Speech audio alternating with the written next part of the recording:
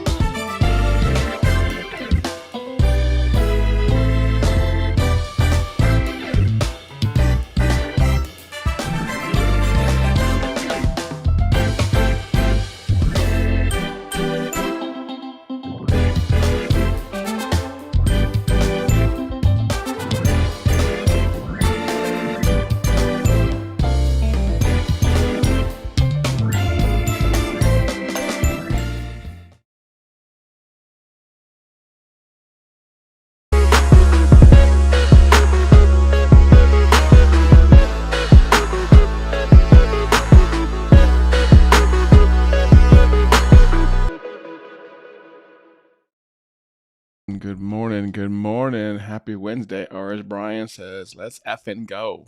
Let's get this started, man. Brian was chomping at the bit. Man was ready to go this morning up near Tulsa. Which city exactly, Brian? I'm from Oklahoma. Well, not originally from Oklahoma, but I know the area. So when you say Tulsa, man, that could be any of like 20 different cities in between me and you down here in the OKC, man.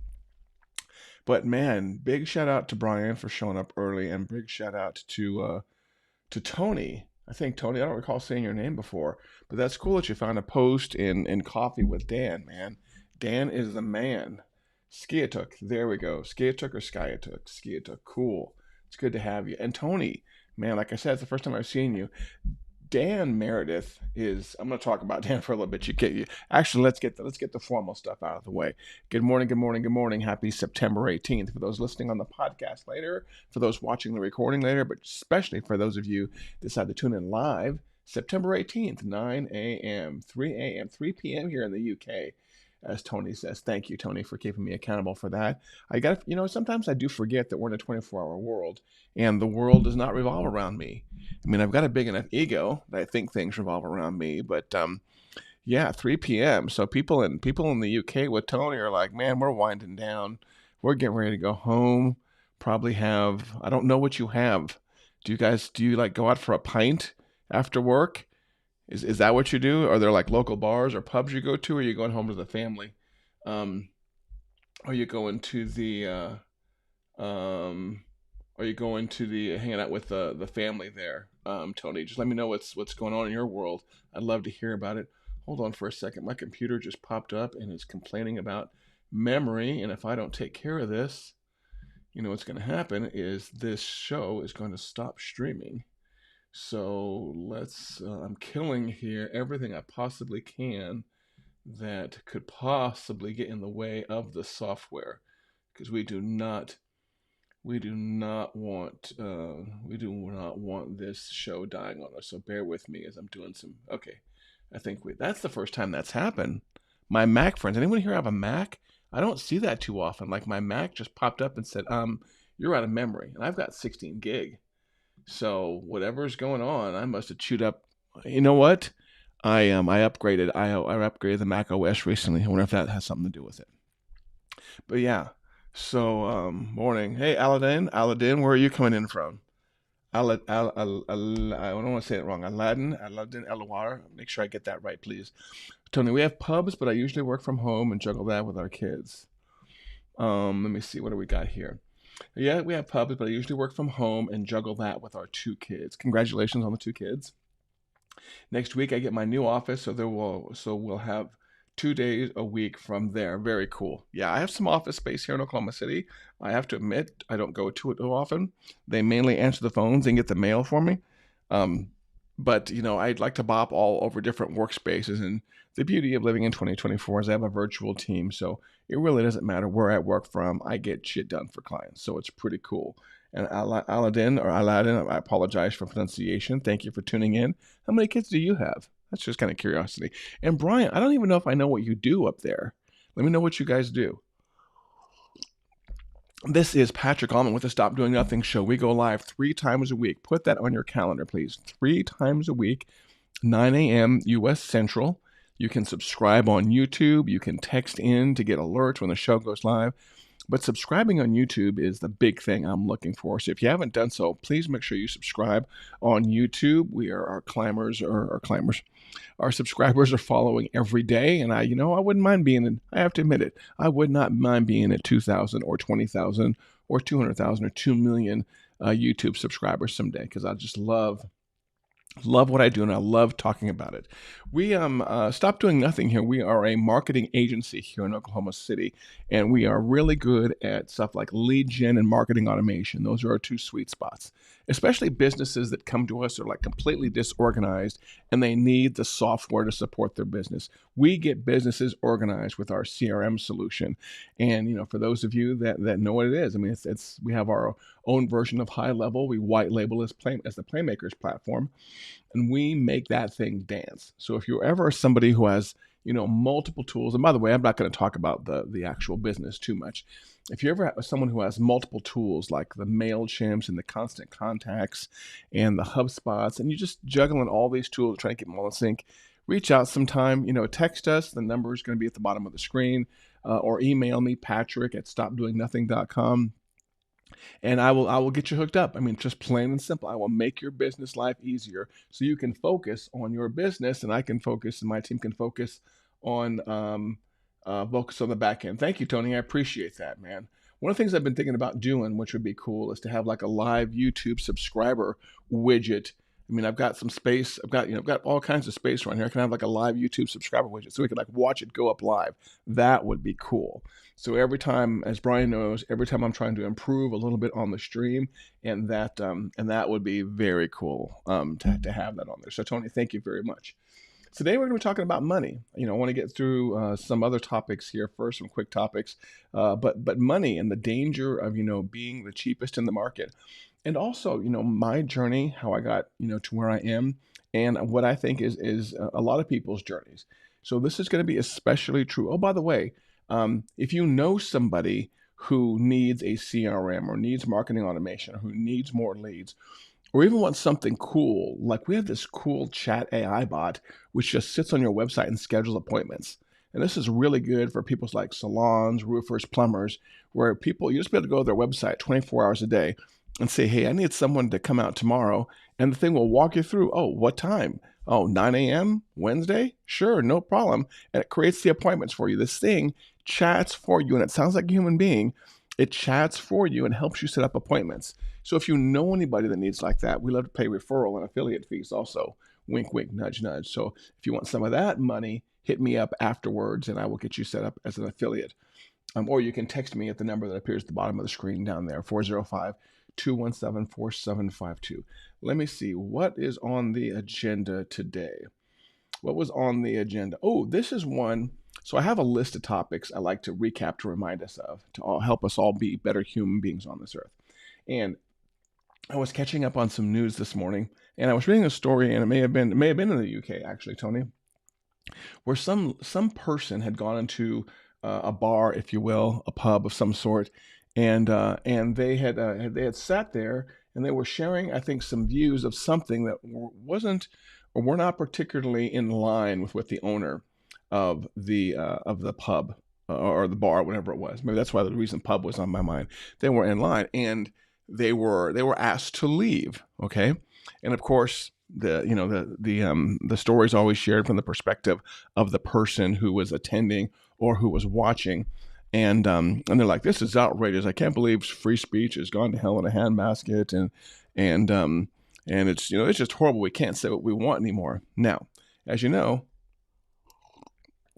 or for those of you who've been watching for a while, Brian is probably one of them. I'm someone who kind of pushes people towards the center. I don't like extremes on things, because then you're losing common sense and losing logic, and you get emotion involved. And so my take, when I see someone who's complaining about free speech in a private establishment, is thinking, okay, rules for free speech were mainly meant for being persecuted from governments and being killed.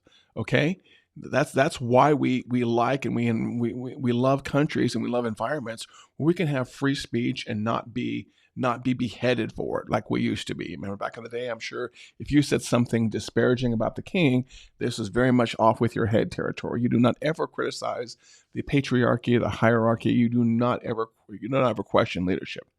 That's the way we used to be, and now we've moved from the days of free speech. However, free speech doesn't mean free from repercussions, okay? So here's my take on this, and I'd love your opinion also. If you're in a private business, it's no different than being inside my house. Free speech is subject to the limits of the person who owns the building, and this has nothing to do with government. If you're in a grocery store or a liquor store or a pub or someone's private house, you do not get to say whatever you want to without any repercussions. If you come into my house, literally or figuratively, and you start saying things that I don't agree with, it is perfectly acceptable for me to ask you to leave. I don't have to kill you. I don't have to cut off your head, but it's perfectly acceptable, okay?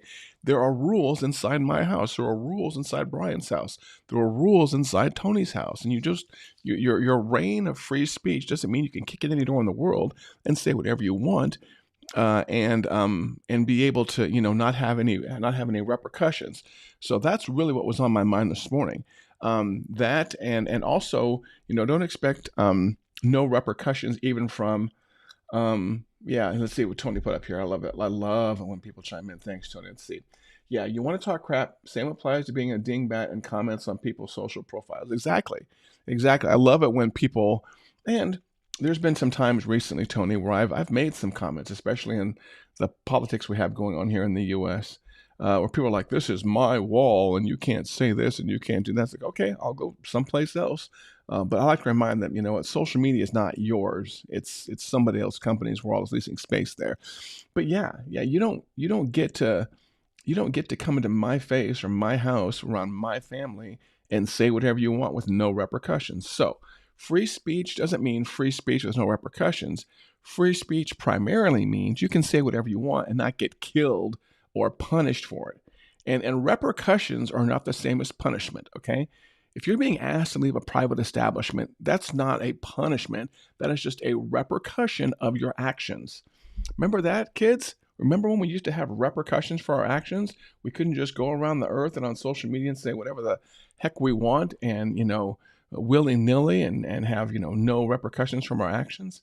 So that was on my mind this morning, and that is my take on this. And this is true even with the dramatic political climate we have here in the U.S. And if you're going to say something, it should have repercussions, okay? And this goes all the way to the top. This goes all the way, especially to the top of the two candidates that we have right now. Whichever side you on, there are some people saying some hateful, mean things, and there should be repercussions from them, okay?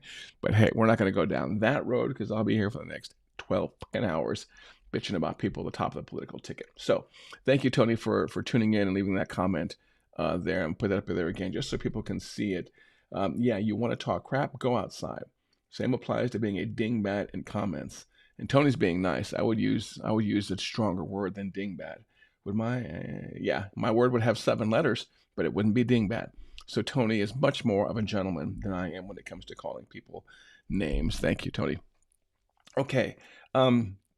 So recently in the past 2 shows, I've been talking about money a little bit more. And, money as entrepreneurs should be something that we can talk about freely and not be embarrassed by or be afraid to talk about it or make it a sensitive topic. When I was in the corporate world, there were actual rules that said, you do not talk about salaries, you do not compare this. You do not do all this stuff because it's just money and it's a sensitive topic. And I'd be like, what does it matter? You know what? In the corporate world, I made more than some people and some people made more than me. It never really bothered me.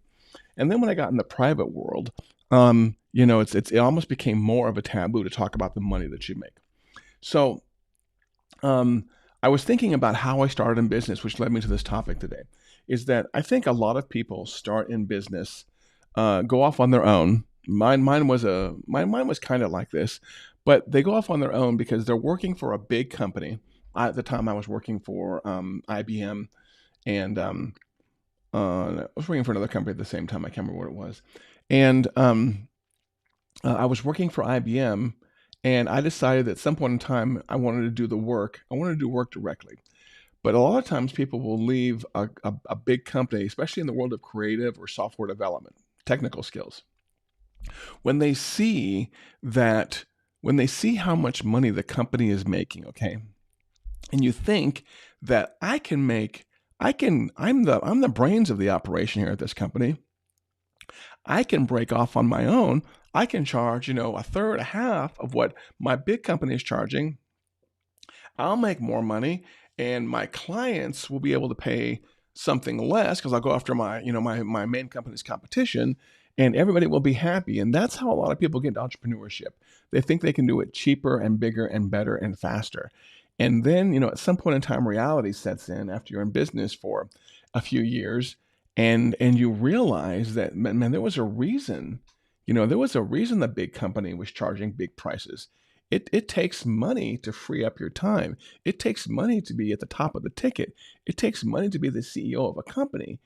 And so if you are somebody who is watching, who is thinking about going into business for yourself, be careful of the mindset that I am going to do the thing that I'm good at doing. I'm going to do that. I'm going to do it cheaper than anybody else. I'm going to do it faster than anybody else. I'm going to be better than everybody else. That is, to me, that is a way to kill an entrepreneurship dream really fast. Is say I'm going to be cheaper and I'm going to be better than the big bad evil company like the company I worked for, IBM, because it's hard to run a business and be the absolute cheapest. Okay, and that's what we're going to be talking about today. the importance of not being the cheapest in the market or the importance of charging more. Okay. Um, and this is really good. This is probably a good topic for those of you who are just starting up, to those of you in the mid-level business who are experiencing some growth. And I'm going to go through some things here, but again, I want your comments here. If you're somebody who has some questions about this, or if you're somebody who has recently done this or wants to do this, okay? So probably in the past 10 years, I've started definitely upping my fees when it comes to helping people out and doing masterminds and doing coachings. And I've even given some quotes today, this week on coaching. I'm getting more and more requests for coaching when it comes to HighLevel and helping people. We have like a 12-week coaching program where I'm going to get you set up to be such a high-level badass. It's going to make your head spin.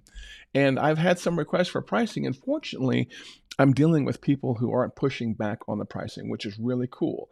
But you are going to get some pushback when you go that route. But why do you do that? Why do you want to charge more? Why do you never want to be the cheapest in the market? Okay, number one, because that's not a bragging point. I'm the cheapest client you can find, or I'm the cheapest service provider you can find.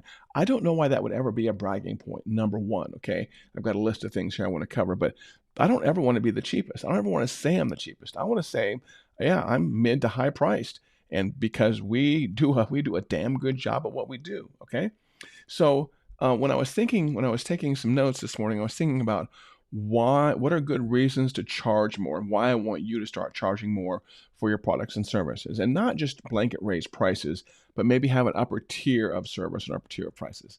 Number one, I've learned that it's a filtering criteria. Okay, if I tell somebody that you can buy into my coaching program for $5,000.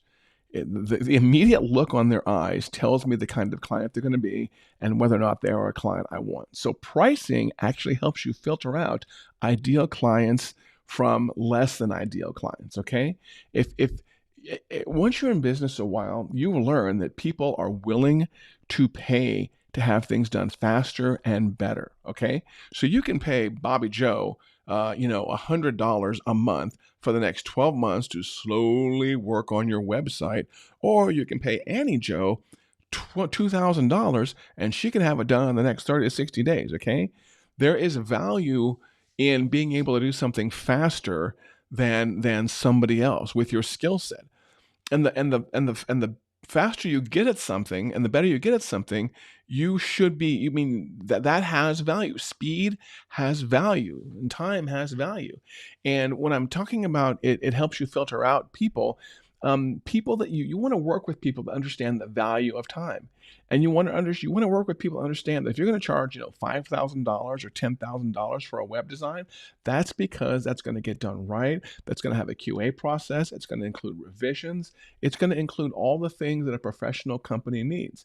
There won't just be like one person sitting at home on an iPad sketching out a web design. It'll be a team of people busting their ass on your project. So it helps you filter out people right away. If you're a web designer, again, for example, and you're talking to somebody and you want to be a growing web designer, you want to have a multi-person creative agency at some point in time. If you talk to somebody and they want a website and you say, well, our websites are $5,000, they're like, ooh, man, what can you help a brother out? What can you do for $200? That to you tells you right there that Tony, man, you're reading my mind.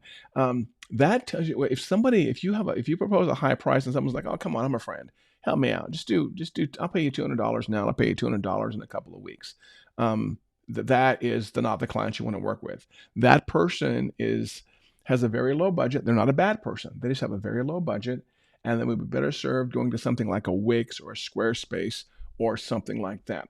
Let's put what Tony said up here because, yeah, Tony, this was in my notes. There's good, fast, and cheap, but you can only pick two. And what that means is if you want it fast and good, it's not going to be cheap. If you want it good and cheap, it's not going to be fast. And if you want it fast and cheap, it's not going to be good. I'm sorry if I repeated one of those, but that's like the Venn diagram, right? That's the Venn diagram, but you can only be in those in-between spots. You can't be in that middle spot, okay? You can only be in any one of those two intersecting circle spots. You cannot be in all three spots. So thank you, Tony, for reminding me of that. I also think in my list of items here to talk about, I also think that When you're somebody who charges more, you feel better about the work you're doing, and you can bring a bigger team and smarter people. So I'm just kind of wrapping up. I'm not wrapping up the whole topic. I'm just kind of getting a bunch of things out here. We're going to cover these in details. I feel that if I charge more for something, I can bring more value to to an experience. Let's say for example, coaching. So if I charge a good price for coaching, or you charge a good price for coaching, you can bring more tools. You can bring more things to offer to value in the coaching. You might even be able to bring in like a secondary coach to help you grow, and maybe somebody else to balance out your skills. You can't do that if you're charging the bare minimum price to be a coach, or even the bare minimum price to be a designer. Something else I just realized is that when you're charging more, it allows you to delegate the work and give it to other people. And that's something I really like, because I like the fact that when I charge more, I can pay other people to help me with this stuff, especially people that are better than me. My fellow entrepreneurs, and this is true for those of you that are starting up and kind of mid-level on the growth path, do not think you have to do every single thing in your business, okay? The reason you're probably having to do every single thing in your business, and I have been guilty of this also, is because you're not charging enough to give some of the work to somebody else, okay?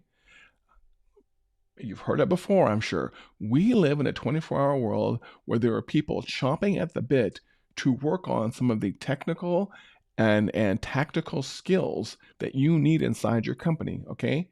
So if you're charging $1,000 for a web design, there's no margin there for you to be able to give some of that money to somebody else, so you can just do the QA on the web design, or you can do the concept and give the tactical work to somebody else, okay? If you charge $5,000 for a web design, if you charge $10,000 for a web design, then you can work at a higher level and have somebody else who wants to do the actual pixel pushing. You can pay them to do it. Okay, so when you charge more, number one, you're buying your time, and that's been a huge topic on this show recently. Is if you don't have money, you have time. But at some point in time, you want to buy your time back, and the way you do that, one of the ways is you charge well for your services, and then you outsource, or you subcontract, or you start hiring employees. You start getting office space. You start paying for better tools. You start paying for better processes. So when you charge more, you will be able to employ people. You will be able to provide a better product. You'll be able to provide a product faster. Okay. If you're a web designer, your maximum output is going to be 40 hours of creative work a week. On a really good week, maybe 50 or 60, but you're going to be dying from exhaustion by the end of the week. Okay? If you charge more, you are basically buying more time. So if you are a mid-level web designer with your own web design company, you start charging $5,000-$10,000 for a web design, you can buy more of your time. You can buy somebody else's 40 hours. So now you've got your 40 hours and their 40 hours. Your 40 hours can be spent on sales and marketing and strategy, and their 40 hours can be spent on the web design. Okay, does it make sense there? You can buy time when you have money. You are not only buying your own time, you are buying somebody else's time, which is really, really good. Something else I've noticed about the world, especially the deeply technical world or the world of creative stuff, is I feel better charging more. Okay. There are times in the world of creativity or the world of technical stuff where we go down rabbit holes and we have to put in a lot of overtime to solve a particular problem. I found this was especially true when I was doing software development, and I would get my head buried down in an issue that a client wanted me to solve, and it may be something that took nights and weekends. And I would get down, I would be, it might be, like 10, 11 o'clock at night, and I'd be heads down, working on a technical thing, and I would end up hating myself, and then I would end up hating the client, because I know they didn't pay me very much for this, but they still want it done. I was a fool. I'd already committed to my price, yet I'm going to have to put in the hours for it. When I charge more, I don't feel as bad, and I don't hate my client as much for putting in the hours to get it done. Okay, I don't mind working at 11 o'clock on a Saturday or Sunday night. if I'm charging a good price, because I know my time is valued and I know the client is willing to pay for the amount of time it takes to get the job done. So I end up feeling better. I don't end up presenting myself. And that may just be a mindset thing. That just may be a Patrick thing. Let me know in the comments what you think.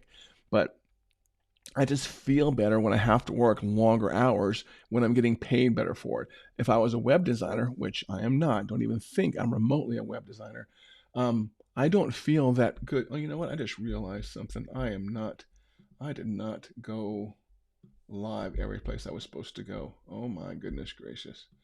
Hold on. Let's pause for a second here. Oh, Patrick, you fool. You got all hung up in in this, that we did not do that right. Okay, right. Oh, Carrie. Girlfriend. Carrie is here. Good to have you here. But yeah, I feel better about working on deeply technical things when when I get paid well for it. I don't feel as bad. I don't have that deep down resent and that hate in my soul if I'm working like at 11 o'clock on a Friday night on a WordPress problem. Okay, screw WordPress, by the way, just for the record. Screw WordPress, and screw WordPress. Okay. Um, I have more free time, which I really like. I like the fact that when I start doing things like hiring VAs or subbing out work, and this is a topic I just covered earlier, it frees me up. Okay, one of my dreams, is to be able to run my business or a good chunk of my business from this very iPad right here on a beach that has Wi-Fi on it. Okay, and the way I'm going to do that is by being the guy that is primarily in charge of sales and marketing in my company, and being a guy that has SOPs and processes and automation for just about everything. And then I can basically sit there and I can delegate and I can approve work. Okay, I'm not quite there, but I am definitely on that path of just being the guy that works with the client, helps define their vision, quantifies that vision into a list of things that has to be done, and then I can go to my team and say, these are the things that have to be done. Please work on this, without me touching a single technical thing. Okay, that is the dream. Getting their day closer, day by day. Not quite there 100%, but hey, we're working on it. So let's see. Give me your other reasons. If you've eventually come up with a high ticket product, or you've charged your prices, like you've doubled or tripled your prices, let me know. Let me know about that. Okay, I'm kind of curious what your results were as a result. I've also, and this is something I briefly touched on earlier, is I can find people smarter than me. I am not the smartest person in the world by any stretch of the imagination. I am not the best web designer. I may or may not be the best automation expert I know, because I know on that one I'm pretty darn good. I'm not the best graphic designer. I'm not the best JavaScript programmer. I'm not for most technical skills. I decided a while back I didn't want to be the best. I wanted to hire the best. Okay, but I can't hire the best if I'm charging bottom dollar prices. Okay, it's just a fact. You can't do that. You cannot scale your business if you are charging bottom dollar prices. So you don't ever want to be the cheapest in this regard and in this respect. So this is going to kind of bring us around to, well, let's say that you're charging low to mid-level prices right now. How do you get to the point of where you can charge more? Okay, you can't just go to all your existing clients and just double your prices. Okay, you might be able to graduate them up. Okay, but one of the things I would encourage you to start doing is having upper level tiers and showing those to clients. And this is something I teach a lot when people buy coaching from me, and we're talking about their funnels and how to raise the average cart value. Is in your business, you need to start coming up with ways for people to buy either add-ons or people to buy upper level tiers. Okay, and here's a quick example from my world of HighLevel. Okay, HighLevel is a CRM. We are all branding it. It's a commodity for all of us. Okay. However,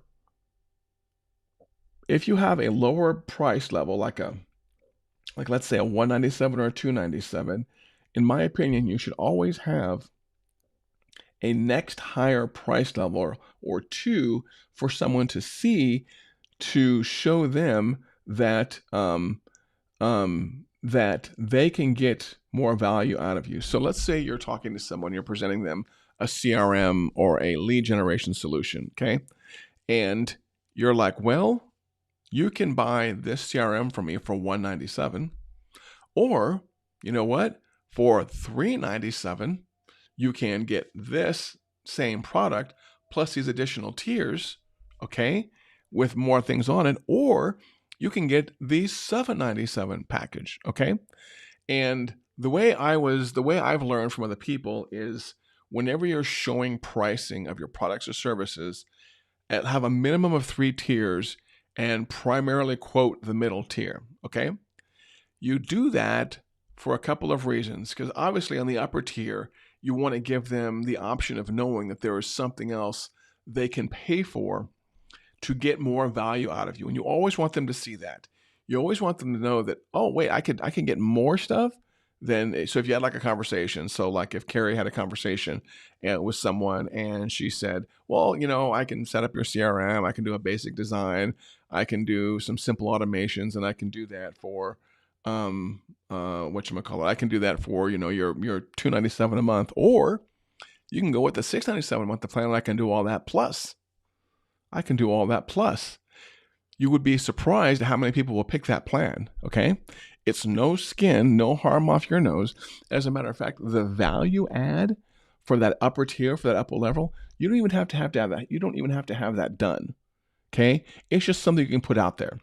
Let's say it's lead generation, lead from a company like HighLevel Suite, okay? You don't even have to have an account with them. You just have to say in the upper level tier that we can provide you leads, we can pump into your CRM from HighLevel Suite for $797 a month, okay?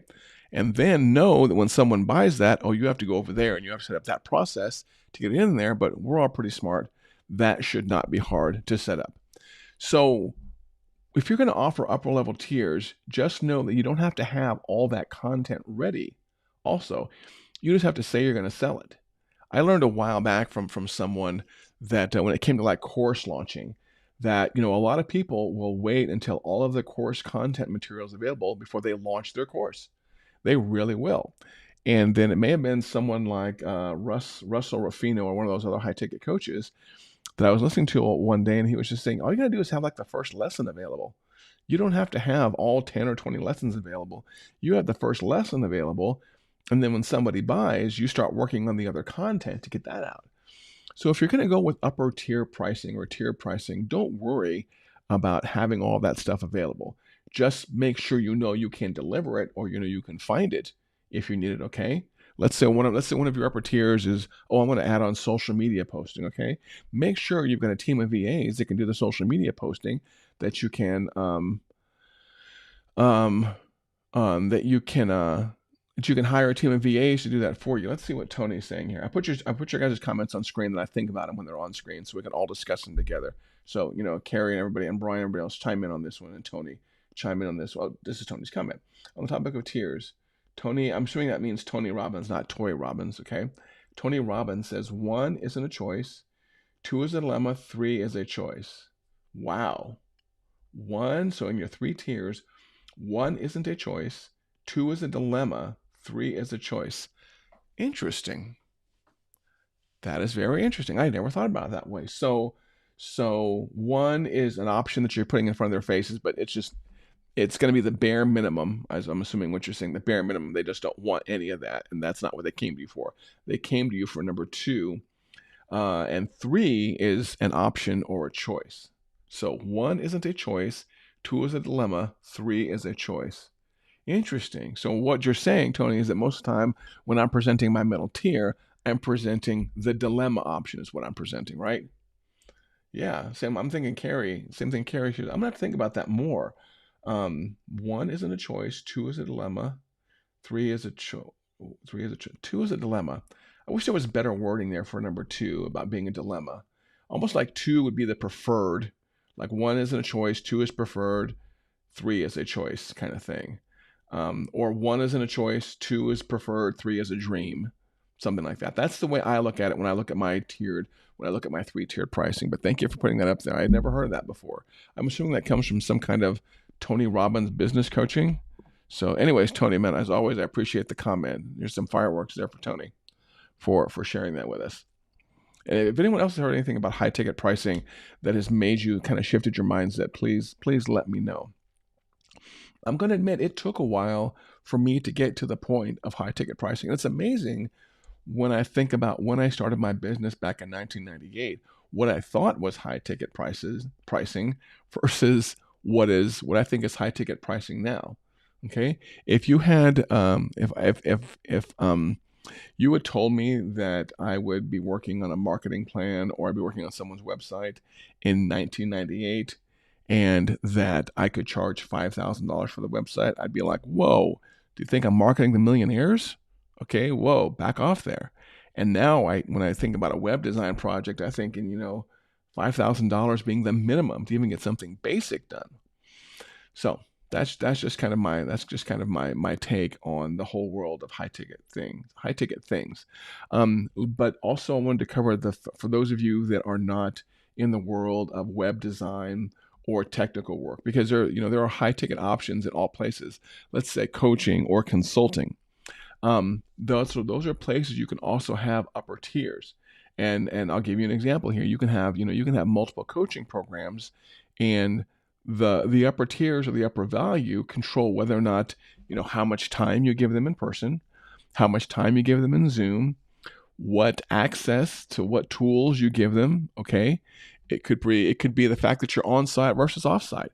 When I think of consulting these days, oftentimes I'll offer somebody an on-site consulting package, which is a higher fee, and it includes premium travel. Okay, I'll come on site to your office and coach your team for a week on a sales process that I'll build for you inside of automation if you'll pay the price. Oh, and here's something else that just popped in my mind as I'm talking about this. Higher pricing gives companies something to shoot for. So if you're doing mid-tier pricing, and as Tony said, you're picking the middle one here. Oh goodness, Tony, I totally missed a comment. I'll go back after that, sir. And if you propose the dilemma one, you want them to see the third one to know that, oh, that's something I want someday. Maybe not this year, but maybe next year. Okay. Or you might also cause them to go fight to get more money if they see that there's number 3 available. So that's another reason you always make a higher tiered pricing option available. And Tony, let's put this on screen and talk about what Tony put on here. Totally slick thing Tony put on here.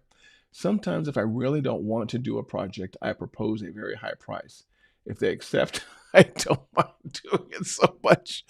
Tony, what this reminds me of is what's the meme of what's the zombie movie? And Woody Harrelson's crying in the zombie movie, but he's like wiping his eyes with like $20 bills, $100 bills. That's Tony. Does everyone agree with me? That's Tony if he gets his higher price project, right? Tony's crying, and wiping his butt and wiping his eyes with 20s and $100 bills. That's what comes to mind, is that scene with Woody Harrelson. I think it's in the zombie movie. I can't remember. Zombieland is what I think it is, or something like that. That's Tony when he gets that higher price right there. He's, I'll cry me a river, but it's going to be an expensive river, right? But in all seriousness, Tony, you bring up a very good point.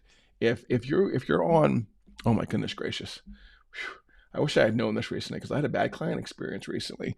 But what Tony's saying here is that price yourself out of projects sometimes. Price yourself out of projects, because then that puts the onus on them to say no, not on you to say no. Okay. So here's another way to look at it. Let's say you're on the phone with a prospect and it just isn't vibing. They want to do things a certain way. You want to do things slightly different. We're on the phone with prospects every now and then, and we just don't get a good vibe. It may be an interpersonal thing. It may be a technical thing. It may be they have a coworker, a difficult coworker on the phone that you're going to have to work with. There are just times we literally don't want to deal with the client. And what Tony's saying is make it worth your while. So if your normal consulting package is a $5,000 consulting package, and you're on Zoom with them, and you're like, I just really don't want this, but you don't want to say no. Give them the option of saying no. Make your $5,000 consulting package. All of a sudden, it's a $7,000 or an $8,000 consulting package. Then they are the ones saying, "Oh, I'd love to work with you, but that's really outside of our budget at this time." Or you get the shock and awe, which is what Tony's hoping for, is all of a sudden they're like, yeah, we'll pay that. No problem. We'll pay that. And you're like, wow. You get your regular fee anyways, and you get the bonus inconvenience or annoyance fee, the bonus penalty, if you will, or the annoyance penalty, right? So Tony, you bring up a very good point. Carrie, I'm curious because you and I chat a lot online. What have you learned? What are some of the lessons you've learned from high ticket pricing or from bringing your prices up? Prices, not prices up. This isn't the Oklahoma State Fair. What have you learned from bringing your prices up? And everybody else, by the way, if you have not chimed in yet with where you are watching from, please make sure you let me know where you're watching from. And are you on YouTube or LinkedIn or Instagram or various places on Facebook? Here we go. Carrie says, absolutely. When I started charging more, I got more clients, more confidence, better balance and workload, and peace of mind. That more confidence thing is interesting, Carrie, because that one is very true. If you quote somebody a high price and they say yes, you start feeling better about your skills. Is that what you're saying there, Carrie? Because that's 100% true for me. I oftentimes believe I've had certain skills in the past, but I just wasn't quite sure if somebody was willing to pay for them. And then you start quoting these higher prices, and people are like, okay. They're like a quick yes. A quick yes is a very cool confidence builder, okay? And not just a regular yes. I mean, we all get the people that are going to push away and they say, oh, I got to go talk to the boss about it. I'm not quite sure. But if you're on the horn with somebody, if you're on a sales call and you quote someone something and they're like, yeah, okay, sure. What's the process for getting started? You almost like physically feel yourself and your ego swell up because you know that someone has seen value in what you're offering. And I'm sorry if some people consider the ego a bad thing, but it does. It makes you feel good. It makes you feel like, that you're being taken seriously as a designer or as a creative or as a technician. Yeah, Patricia. Yeah, that's the flip side of that coin right there. So let's see what other brilliance Carrie's dropping here. Very much true, Carrie. Cheap clients are more demanding. If I had anything for you startups or mid-level people, cheap clients are the absolute worst. And I had a client recently, I confess, I had a client failure story in the past 60 days that made me seriously want to up my rates. After that person, 20 days with that person was such a pain in the ass engagement. I regretted it 100%. And the first thing I thought of was, man, I got to raise my prices to put up with this crap.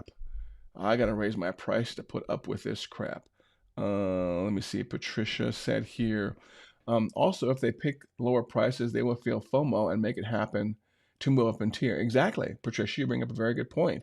If they will know they're leaving something on the table. Okay, if they pick the lower price and they still remember they have a screenshot of the upper level price, they're gonna be like, we could have had this, we could have had this. I've had people rearrange budgets before to get my upper tiered offerings. Okay, I've had people sacrifice other work to get other tier offerings. Okay, in the speaking world, I've had people sacrifice some other speaker stuff to get me on the stage and with me, because when I come and speak at an engagement, okay, it's not just I'm on stage and I'm off stage. If I come speaking in an engagement, you almost get me you get me the night before, you get me early the morning of, you get me all day. If I'm coming to your event to speak, there's going to be a lot of Patrick involved, okay, and that's my upper value tier right there. So good point, Patricia. Let's see what else Patricia says here. Carrie said, bringing prices up provides better quality clients and those who view as a partner and not a VA. Oh, you know what? That's a very good point too. I don't ever want to be considered a VA. I don't ever want to consider an hourly, grunt type person where we can just give Patrick the simple hourly marketing automation work and he'll do it. I want to be considered an expert. And that's something else, Carrie, that kind of goes along in here is upper tiered pricing makes you seem like an expert in what you're doing. And it may be a psychological play. That's up to you. It may be a psychological play, but it works. You know what? Sometimes the point of pricing is the psychological game here. Let's not lie to each other. And Patricia brought up a lesson here that I learned early on. This is one of the very first business lessons I learned, Patricia. Okay, and this was again back in 1998. This is a 100% true story, and if my older clients are listening, I apologize. Or this particular client is listening, I apologize. But that when I first wanted to leave IBM and go off on my own, I did not know what to charge. I didn't. You know what? There's no truly good class for an entrepreneur. There's no, in my opinion, no truly good class for starting a business. You jump off the cliff and you build that parachute on the way down. Can I get an amen? Is that right? Please give me an amen in the comments if you believe that's true. I cannot think of a single college class I could have taken or a single class in the military that would have prepared me for entrepreneurship. Okay, very much a build it as you're falling down the rocks on the cliff. And so I was and so I had no idea. It was an hourly gig. It was an hourly traveling gig is what it was. And I was going to travel around the world teaching a particular software package for a company out of San Francisco.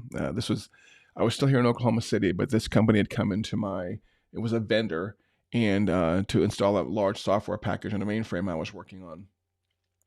And I had gotten really good at the package. This is interesting. So I got really good at this software package in the bald guy marketing. Man, my man up in Washington, Keith. Good to see you. I want to get through the story here for Patricia and everybody else. So again, I had no idea what I was going to charge, and I was asked. So the company out of Southern California who made the software had sent a 1099 consultant to work with me for 3 or 4 months to install the software package. Okay. After 3 or 4 months, I absorbed this knowledge like crazy. And I got really good at it to the point to where the contractor said, hey, you know what? I'm a contractor. I get sent to do all these contracts all over the world. You should come work for me. And I'm like, well, I asked him, what would you pay me? Yada, yada, yada. How would this whole process work? How can we do this so it didn't look like you were stealing me from IBM? And we had kind of ironed out that process. And then I had an inkling of I just a bug in my ear or something in my head bothered me, and I'm like, what happens if I just go to the company directly? And I skipped the contractor, and the company knew me directly, or my contract contacts there knew me directly, and they're like, sure, heck yeah, we'll hire you because we know you're good. We've heard good things from this other guy. I can't even think of his name. Oddly, Keith. I think his name was Keith, but I know it wasn't you. But they're like, yeah, we'll definitely hire you. And they're like, when can you start? And when can you start? And what do you want to charge us per hour? And this was such a turmoil in my head at the time. And I really did start at a lowball price. I almost replied back or sent them an email saying, hey, you know what? I can do this for $65 an hour. I would have been happy. $65 an hour plus travel. And just something in me made me keep upping that price. And I think it was the early inklings of a life lessons I've learned, which Patricia probably knows where I'm going with this. And so I just started saying, well, what if I said 75? And they took that. Oh, well, what if I said 85? What if I said 90? What if I said, wouldn't it be sick? Wouldn't it be sick if I said $100 an hour?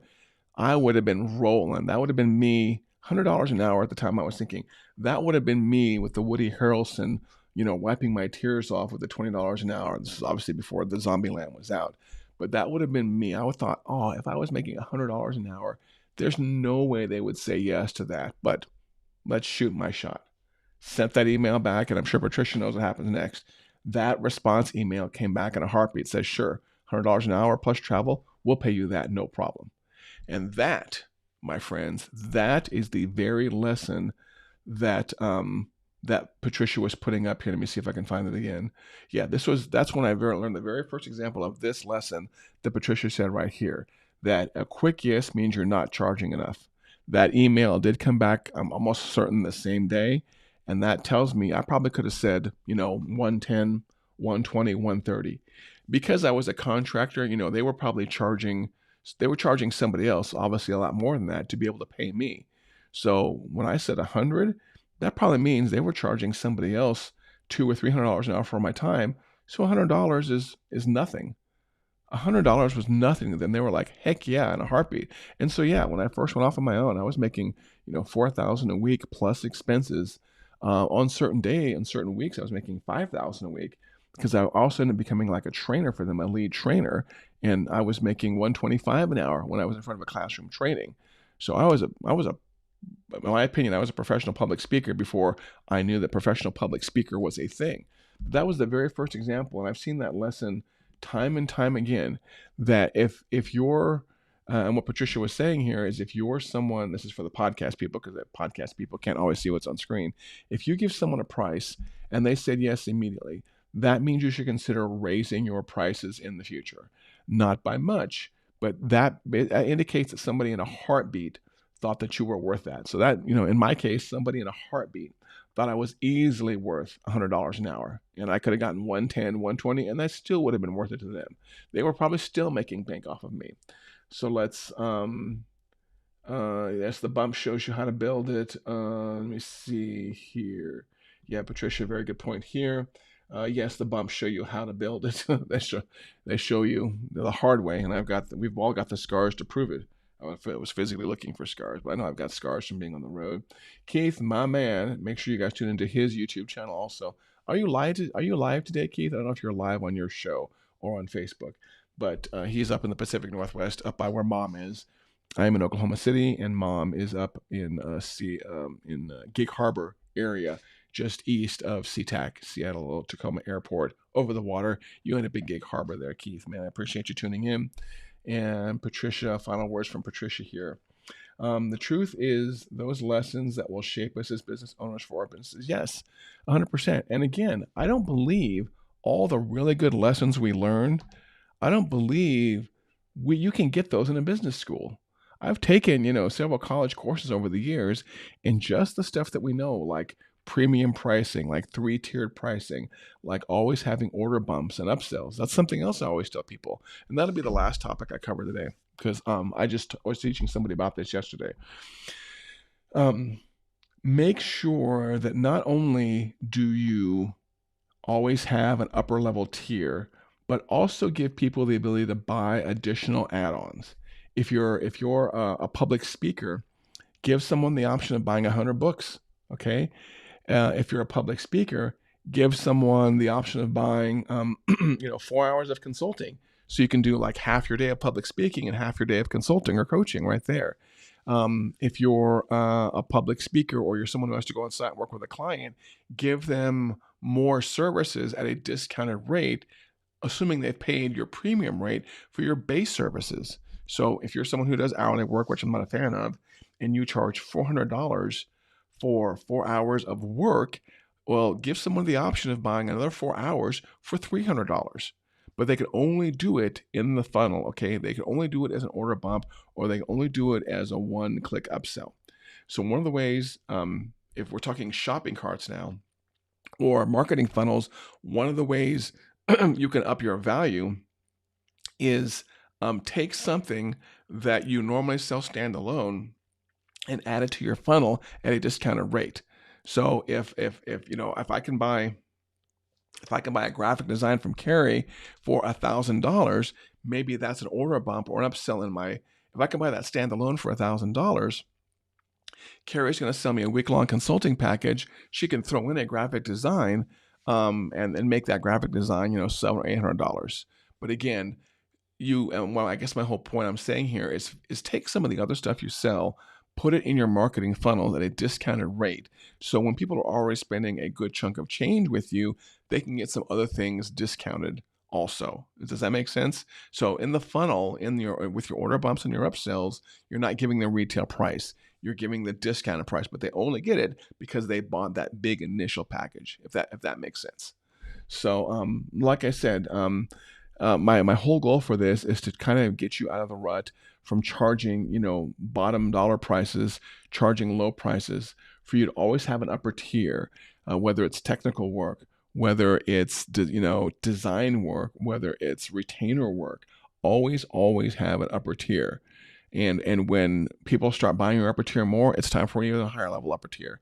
If you're charging somebody $100 a month for something, have a $200 plan. Once somebody starts buying the $200 a month plan, add on a $300 a month plan, okay? Feel free to push the limits because it's no skin off your part. And like I said early on in the show, as we wrap up here, as I said early on, you don't even have to have that thing done. You can offer it and figure it out after they buy it. You know, when that shopping cart sale comes in, you're like, oh crap, somebody bought my $500 add-on that I wasn't expecting. I guess I can get to work on that. And then what do? You're giving that to a VA to work on that for you. Okay. Don't be afraid to sell things even if you don't have them done. That's a lesson I learned a while back. Build it on the way up or on the way down, depending on which way you're going to go. Let me know if there's any final thoughts here. If you haven't done so, please make sure you subscribe on YouTube. And by the way, we had great engagement today. I appreciate every single one of you. Some of you I'm chatting with for the first time. Some of you I chat with, it feels like daily. But put this on your schedule because I would always love your comments and your engagement. I do this 3 times a week. Some of my topics are light and easy. Some of my topics are hard.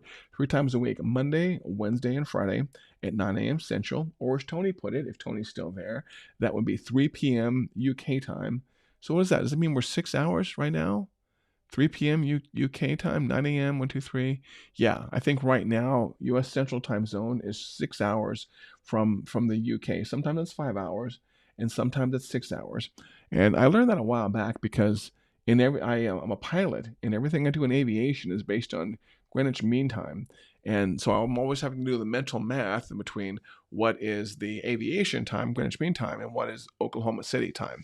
So I know we're always 5 or 6 hours difference, and right now it sounds like we're 6 hours difference. Carrie, my friend, thank you as always for watching and participating. Patricia, thank you for watching and participating. Keith, I see you there, sir. I enjoy it every time you come in. And let me see who else was chatting. Who else were we chatting with today? Brian, I know Brian is out watching by Tulsa.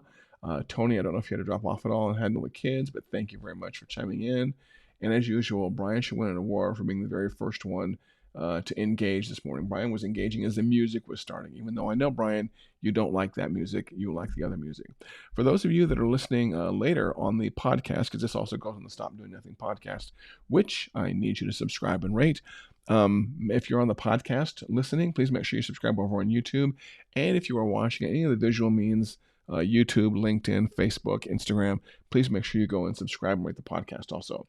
This has been Patrick Allman with the Stop Doing Nothing show live Wednesday, September 18th. This was a great show. It is 10:03. Let's play the closing music, and you guys go out there and have a great day and sell some money. I will see you Friday morning here back live. Have a good day.